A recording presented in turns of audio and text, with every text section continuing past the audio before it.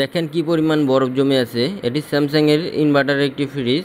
এই ফ্রিজটিতে প্রবলেম হতো, নর্মালে ঠান্ডা হয় না এবং ডিপে ঠান্ডা হয় কিন্তু বরফ জমতে পারে না। কিন্তু চেম্বারে দেখেন অতিরিক্ত বরফ জমে গেছে।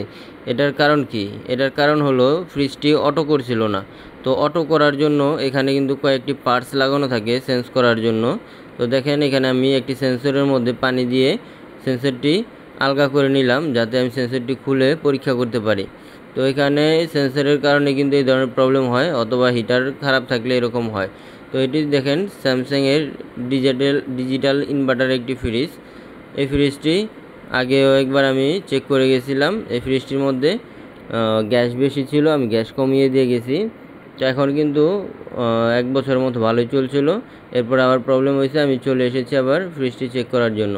তো এখন আমি সেন্সরটি খুলে নিলাম সেন্সরটি চেক করার জন্য। তো দেখেন সেন্সরের 2 পিনে আমি অ্যাম্পিয়ার মিটারের 2টি পিন লাগিয়ে দিয়েছি এবং সেন্সরের রেটিং দেখাচ্ছে কিন্তু 6 পয়েন্ট। যখনই আমরা বরফের মধ্যে ঢুকিয়ে দিলাম, এখানে রেটিং কিন্তু বাড়া শুরু হয়ে গেছে। যদি রেটিং বাড়তে থাকে তাহলে সেন্সরটি ঠিক আছে, যদি 10-এর উপরে যায় তাহলে সেন্সর ঠিক আছে, যদি 10-এর নিচে থাকে তাহলে সেন্সরটি প্রবলেম আছে। তো এখানে 9 এসে আটকায় গেছে। এখানে প্রবলেম হচ্ছে হলো আমার যে বরফটির মধ্যে দিছিলাম এই জায়গাটা ভালো পড়ে নেই, আমি আবার জায়গা পরিবর্তন করে দিলাম যাতে সেন্সরের রেটিংটি আমরা বুঝতে পারি অ্যাকুরেটভাবে।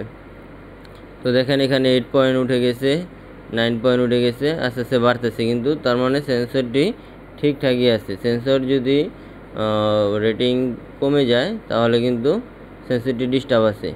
তো সেন্সর আমি এর আগে চেক করেছিলাম 12 পর্যন্ত যায় সেন্সর থেকে। তো এখন একটু বরফের তাপমাত্রাটা কমে গেছে, এর জন্য কিন্তু অ্যাকুরেটভাবে দেখাচ্ছে না। তো দেখেন সেন্সরটি বের করার সাথে সাথে কিন্তু সেন্সরের রেটিং একদম কমে গেছে।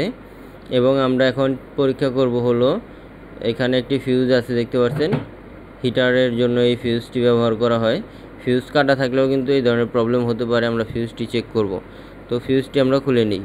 তো ফিউজটি খোলা হয়ে গেছে এবং আমরা একটি পিন কিন্তু ফিউজের মধ্যে লাগিয়ে দিয়েছি একটি পিন, এবং আরেকটি পিন আমরা লাগিয়ে দেখব ফিউজটি ঠিক আছে কিনা। তো ফিউজ যদি ঠিক থাকে তাহলে কিন্তু রেটিং 0 দেখাবে, আর ফিউজ যদি খারাপ থাকতো তাহলে কিন্তু রেটিং 1 দেখাইতো, তার মানে কোনো শো করতো না। এখন আমরা হিটারটি চেক করব। হিটার চেক করার জন্য হিটারের জ্যাকটি খুলে নিলাম এবং সেমভাবে হিটারের 2 তারে আমরা 2টি পিন লাগিয়ে দেব অ্যাম্পিয়ার মিটারের, দেখব রেটিং কত দেখায়। যদি রেটিং অল্প শো করে তাহলে ঠিক আছে, আর রেটিং যদি বেশি দেখায় তাহলে আমাদের হিটারটি খারাপ আছে। তো দেখি কত দেখায় রেটিং। রেটিং কিন্তু 5 দেখাচ্ছে, তার মানে আমাদের হিটারটিও ঠিক আছে। তাহলে এখানে প্রবলেম কি? আসলে এখানে প্রবলেম আমি কিছুই পেলাম না। এই ফ্রিজটি গরম পানি দিয়ে ধুয়ে জ্যাকগুলো ভালো মতো ওয়াশ করে আবার নতুন করে লাইন দিয়ে দিলে কিন্তু ফ্রিজটি ঠিক হয়ে যাবে।